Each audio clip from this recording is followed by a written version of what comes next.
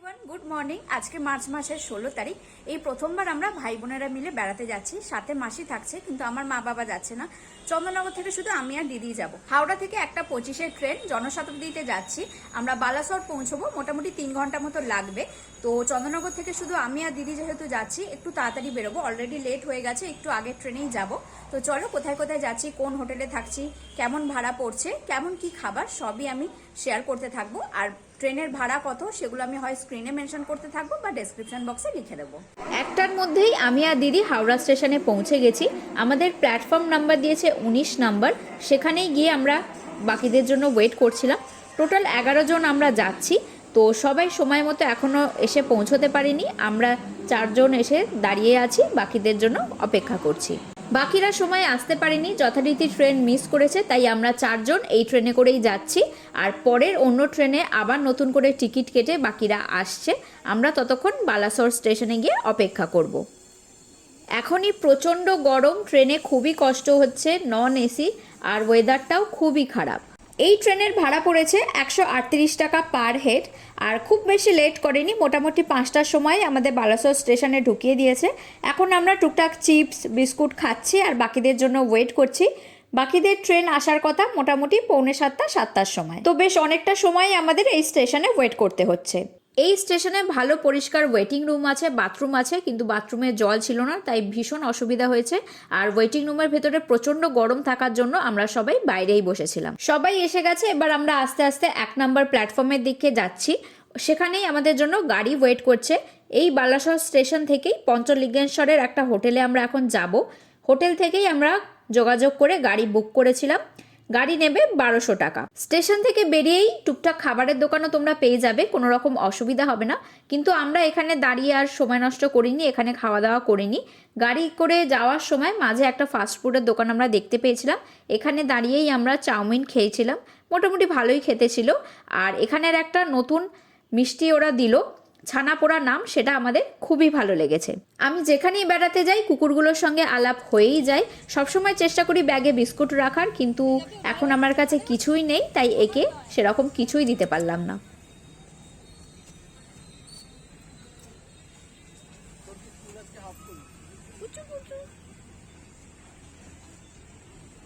অবশেষে আমরা গাড়ি করে এই গুরুশক্তি হোটেলের সামনে এসে পৌঁছলাম। আমরা আজকে রাতটাই শুধু এখানে থাকবো, কালকে দুপুরবেলায় আবার এখান থেকে বাগদা বিচের জন্য গাড়ি করে রওনা দেব। হোটেলের রুমগুলো ফাঁকা থাকার জন্য এই বড় ঘরটা আমরা 3 জনের জন্য পেয়ে গেছি। এখানে একটা ব্যালকনিও আছে, রাতে আর খুলিনি, কালকে সকালের ভিউ আমি তোমাদের দেখাবো। যথেষ্ট বড় আর পরিষ্কার ঘর, বাথরুমটাও ভীষণই পরিষ্কার, কোনো রকম অসুবিধা নেই। বাকি ঘরগুলো ভালো ছিল, তবে একটা ঘরে বাথরুমের কলের একটু প্রবলেম ছিল আর লাইটেরও প্রবলেম ছিল। সেটা ছাড়া বাকি সবকটা ঘরই আমরা মোটামুটি ভালো পেয়েছি, আর আলাদা কোনো অসুবিধা কিন্তু এখানে আমাদের হয়নি। আর আজকের ডিনারটা হোটেলের নিজস্ব যে রেস্টুরেন্ট আছে সেখানেই আমরা সবাই করে নেব। টুকটাক রুটি চিকেন যা পাবো তাই খেয়ে নেব। আজকে আমরা সবাই তাড়াতাড়ি খেয়ে শুয়ে পড়ছি, কারণ কালকে ভোরবেলা আমরা পঞ্চলিঙ্গেশ্বর মন্দির যাব। এই হোটেল থেকেই 10-12 মিনিটের হাঁটা পথ। আমাদের রুমের ব্যালকনি থেকে এই ভিউটা আমরা পেয়েছি, একদম রাস্তার ধারেই আমাদের রুমটা ছিল। দেখতে খুবই সুন্দর লাগছে, ভোরবেলা পাখির ডাক, গাছপালায় ভর্তি, খুবই ভালো লাগছে। আর এই হোটেলের প্রত্যেকটা রুমের ব্যালকনিতেই গাছ দিয়ে সাজানো ছিল। যেহেতু আমি গাছ ভীষণ পছন্দ করি, ভালো করে দেখছিলাম কি কি গাছ আছে। আমার ব্যালকনির এই গাছগুলো আমি চিনতে পারিনি, কি ভ্যারাইটি আমি বুঝতে পারছিলাম না। পাশের ব্যালকনিতেই ক্রোটন গাছ ছিল, আরও টুকটাক পাতাবাহারি ছিল। এ পাশে পাম গাছ ছিল, ওপরের ব্যালকনিতে অ্যাগ্লোনিমা ছিল, দেখতে খুবই ভালো লাগছিল। বেশ ভালো করে খুঁটিয়ে খুঁটিয়ে আমি গাছগুলোকে দেখছিলাম। এবার আমরা সবাই মিলে মন্দিরে যাওয়ার জন্য বেরিয়ে পড়েছি। যেহেতু ভোরবেলা যাচ্ছি, গরমেও খুব একটা কষ্ট হচ্ছে না, রাস্তাও ফাঁকা, সবাই মিলে একসঙ্গে হেঁটে যেতে ভালোই লাগছে, পাখির ডাক শোনা যাচ্ছে। আর মন্দিরের কাছাকাছি আসলেই পরপর অনেকগুলো দোকান তোমরা পেয়ে যাবে। যদি মন্দিরে পুজো দিতে চাও, সব রকমের জিনিস তোমরা এই দোকানগুলো থেকেই কিনে নিতে পারবে। এছাড়াও ব্রেকফাস্ট করার জায়গাও আছে, কিন্তু অত ভোরবেলায় কোনো দোকানই খোলা ছিল না। যখন আমরা ফিরছিলাম সবকটা খাবারের দোকানই খোলা ছিল। আর এখানে তোমরা পে অ্যান্ড ইউজ টয়লেটও পেয়ে যাবে। বেশ কিছু সিঁড়ি ওঠার পর ফাইনালি আমরা মন্দিরে পৌঁছে গেছি। পুজো দেওয়ার লাইনে কিন্তু ভালোই ভিড় ছিল, সেই জন্য 3 জন আমরা বাইরে বসেছিলাম, আর বাকিরা পুজো দেওয়ার লাইনে দাঁড়িয়ে পুজো দিয়ে তারপর বেরিয়েছে। এখানে উঠতে উঠতে কিন্তু তোমরা ছবি তোলার জন্য বেশ ভালো ভালো জায়গা পাবে, বসে রেস্ট করার জায়গাও তোমরা এখানে পেয়ে যাবে।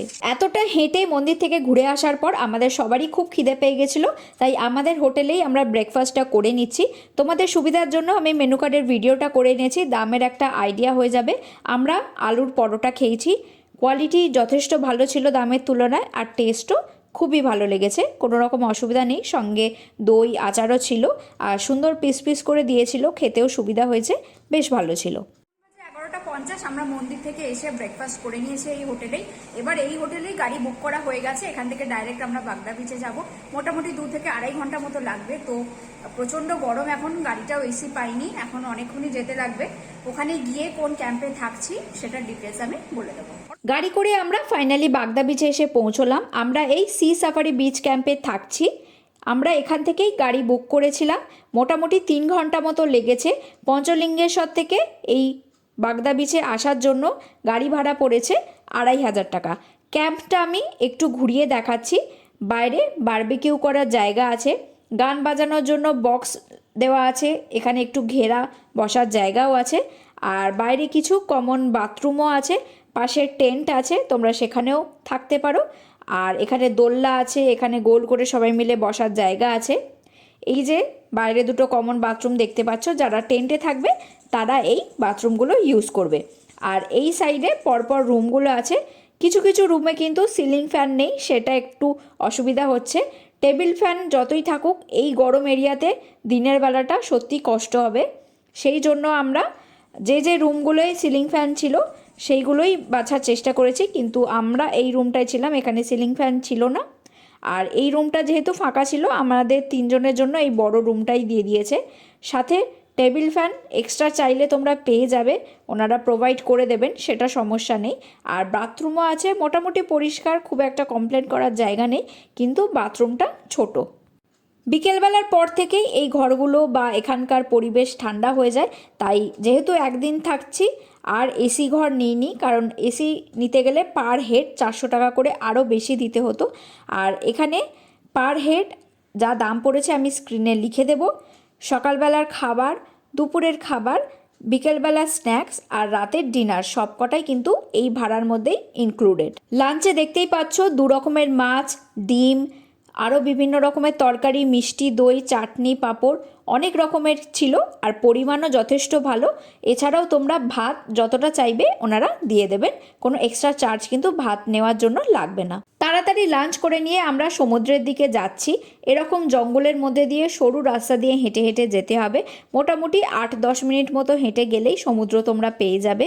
যারা একটু ফাঁকা নিরিবিলি জায়গায় বেড়াতে যেতে চাইছো তারা অবশ্যই এখানে আসতে পারো, আর যারা পরিষ্কার ফাঁকা বিচে ঘুরতে চাও তারা অবশ্যই এখানে এসো। দেখতে পাবে কোনো রকম দোকান নেই, লোকজনের ভিড় নেই, ফাঁকা পরিষ্কার বিচ, সবার খুবই ভালো লাগবে।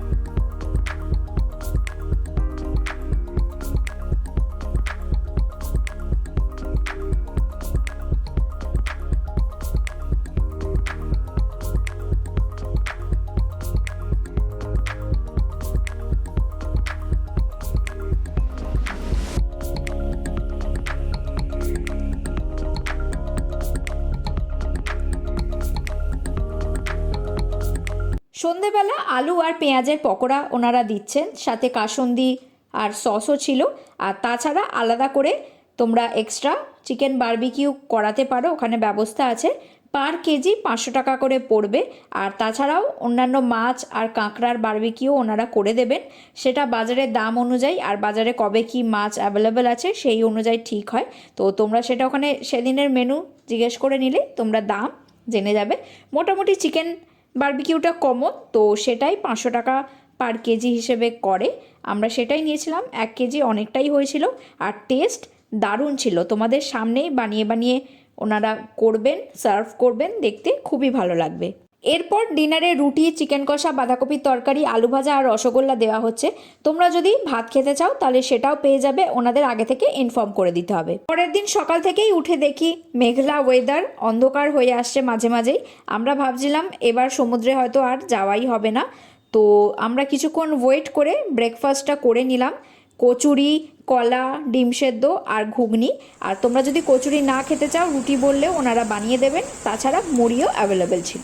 কিছুক্ষণ পরেই প্রচণ্ড বৃষ্টি শুরু হয়ে গেল। আমরা বৃষ্টি থামার পর অল্প সময়ের জন্য সমুদ্র থেকে ঘুরে এসেছিলাম। এবার আমরা এখান থেকেই গাড়ি করে বালাসর স্টেশনের জন্য বেরিয়ে পড়েছি। আর ফেরার পথেই ইমামি জগন্নাথ মন্দির আছে, সেটাতেই আমরা সবাই মিলে ঘুরতে গিয়েছিলাম। এখানে বাইরে জুতো খুলে রেখে পা ধুয়ে মন্দিরের মধ্যে ঢুকতে হয়, তারপর পুরো মন্দির ঘুরে নিয়ে তোমরা আবার বাইরে বেরিয়ে পা ধুয়ে জুতো পরে বাড়ি চলে যেতে পারবে। আর এখানে কিন্তু টাকা দিয়ে ভোগও কিনতে পাওয়া যাচ্ছে, তোমরা চাইলে এখানে বসেও খেতে পারো বা প্যাক করেও নিয়ে নিতে পারো। বেশ অনেকটা জায়গা জুড়েই এই মন্দিরটা, হাতে সময় নিয়ে ভালো করে প্রত্যেকটা জায়গা তোমাদের দেখতে হবে, খুবই ভালো লাগবে। ভীষণ পরিষ্কার পরিচ্ছন্ন, শান্ত, নিরিবিলি জায়গা। আর এখানে প্রচুর ধরনের গাছ দিয়েও সাজানো আছে, অনেক রকমের গোলাপ, অদ্ভুত ধরনের জবার ভ্যারাইটি, দেখতে ভীষণ ভালো লাগবে। আর এখানে যেহেতু সাজানো গোছানো আছে, কোথা দিয়ে যেতে হবে, কোথা দিয়ে বেরোতে হবে সবই তোমরা দেখলেই বুঝতে পারবে। ঘুরতে খুবই ভালো লাগবে। এই মন্দিরটাই আমরা ভালো করে দেখে গাড়ি করে স্টেশনে গিয়ে তারপর ফেরার ট্রেন ধরেছিলাম। তো আজকের ব্লগটা আমি এখানেই শেষ করছি। তোমরা মন্দিরটা ভালো করে ঘুরিয়ে দেখতে থাকো। পরের কোনো একটা ব্লগ নিয়ে খুব তাড়াতাড়ি তোমাদের সঙ্গে আবার দেখা হবে।